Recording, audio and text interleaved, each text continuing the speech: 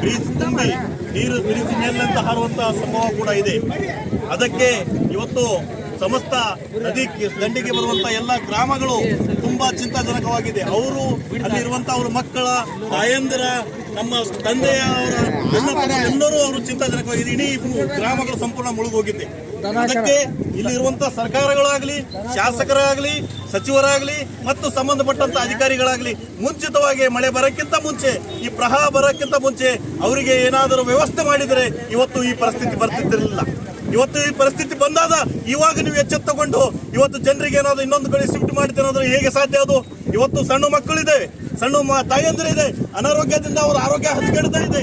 ಇದಕ್ಕೆ ಯಾರು ಜವಾಬ್ದಾರಿ ಅಂದ್ರೆ ಇಡೀ ಆಡಳಿತ ವರ್ಗ ಜವಾಬ್ದಾರಿ, ಇದಕ್ಕೆ ಶಾಸಕರ ಜವಾಬ್ದಾರಿ, ಇದಕ್ಕೆ ಸಚಿವರ ಜವಾಬ್ದಾರಿ, ಇದಕ್ಕೆ ಸರ್ಕಾರ ಜವಾಬ್ದಾರಿ. ನೀವು ಈ ಕೂಡಲೇ ಎಲ್ಲ ಗ್ರಾಮಗಳಲ್ಲಿರುವಂತಹ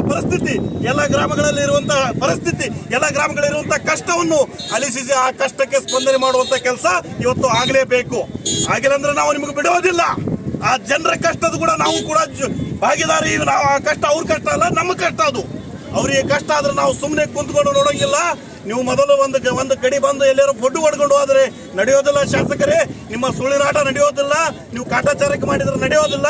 ಇಲ್ಲಿರುವಂತಹ ನಿಜವಾದ ಕಷ್ಟವನ್ನು ಅಲಿಸಿ ಆ ಕಷ್ಟಕ್ಕೆ ಸ್ಪಂದನೆ ಮಾಡುವಂತ ಕೆಲಸ ತಾವು ಮತ್ತು ಅಧಿಕಾರಿಗಳು ಮಾಡಬೇಕು. ತಾವು ದೆಹಲಿಯಲ್ಲಿ ನಾನು ಹೇಳ್ತಾ ಇದ್ದೇನೆ. ನಾನು ಇಬ್ರಾಹಿಂ ಪಟೇಲ್ ಯಾವ ಆದರ್ಶ ಗ್ರಾಮ ಸಮಿತಿ ಅಧ್ಯಕ್ಷರು.